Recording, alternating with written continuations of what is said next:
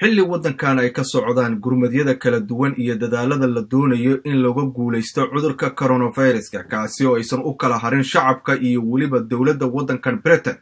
ayaa haddana dhalinyarada Soomaaliyeed ee ku nool waddankani waxa ay qorshaysteen inay qayb weyn ku yeeshaan gurmadyada kala duwan ee la fidinayo isla markaana la doonayo in dadka lagu samata bixiyo xaafadda Finsbury dhalinyarada Soomaaliyeed ee ku nool ayaa waxa ay go'aansadeen in ay qayb ka qaataan gurmadyadaasi waxaana ay go'aansadeen in isbitaalka Whittington Hospital ee ku yaala meel aan sidaasi uga fogeyn xaafadda Finsbury ee waqooyiga magaalada London in ay gaarsiiyaan afur iyo weliba waxyaabo kale oo ugu tala galeen in dhaqaatiirta iyo kalkaaliyaasha caafimaadka ee isbitaalkaasi ka howlgalaya ay afurkaasi ay uga qayb qaataan gurmadka maadaama saacado aad u dheer ay shaqaalaha iyo weliba dad bukaano ah halkaasi ay ku sugan yihiin kuwaasi oo aysan u fududeyn in guryahoodii ay tagaan oo ay ku soo afuraan halkan waxaan isugu nimay galabta waxaan ka qayb qaadanaynaa arrinta ka dhacday adduunyada ka dhacday ee coronavirus marka anagoo saaxiibo Finsbury ayaa isugu nimid waxaanu istusinay inaanu ka qayb qaadano arrinta oo aanu sidan xogaa lacagan iska ururnay waxaanu samaysanay crowdfunding site leedah lacagtan doonayna inaanu cunto maanta ku iibino ka aragtaan halkan lagu samaynayo marka waxaan doonaynaa inaanu Whittington Hospital ayaanu xiriirnay wayna sugayaan todobada iyo barkaan la balansanay inaanu geyno ilaa khayr ka siiyo friends badan oo xaafadda Finsbury degan iyo qaar kale oo North London iyo degan baa ka qayb qaatay waxa waa arrin aad u wanaagsan community-yada kale ee magaalada deganaa ama dalka deganaa sida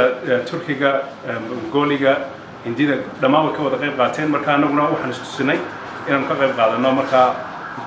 جزاك الله خير قف كستو وحيي بسم الله الرحمن الرحيم waxaan jeclaan lahayn dadka kale ee degan magaalada London guud ahaan ama meel walba ama UK-ba inay ayagana ka qayb qaataan sidaan anaga uga qayb qaadanayno kale inay caawiyaan dadka walaalaha xanuunsan dhibaataysan ama jirada isbitaalada ku jira ama ka shaqeeya NHS-ka marka waxaan leenahay dadka laftigiina isxilqaam waxaynu xilligan ugu aadinay maadaama ay Ramadaan tahay bil rasoon ay tahay dad walaalaha oo sooman oo ka shaqeeya isbitaalada gaar ahaan isbitaalka Whittington oo muslimiin u badan ama ku jira xanuunsan oo yaala meesha inaan afur u geyno oo aan la ku beegno bisha Ramadaan waxay noo tahay nasiib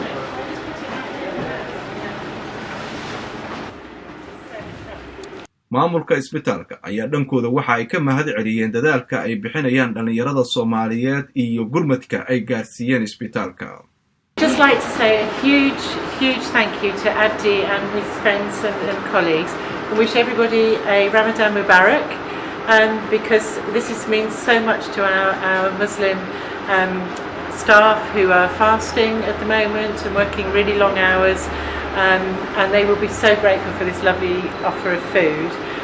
Really thank you so much. On behalf of Whittington Health, we're just so excited that you've taken the trouble to do this. So I wish you all a happy iftar yourselves later. Thank you very much. And again, Ramadan Mubarak. Soomaali aad u fara badan ayaa ka mid noqotay dadka saameynta culus uu ku yeeshay cudurka coronaviruska ee sida weyn saameynta ugu yeeshay waddankan Britain iyo guud ahaan caalamka waxaana waddankan ku geeriyooday dad si weyn dalka Soomaaliya looga yaqaanay kuwaasi oo u geeriyooday cudurka coronaviruska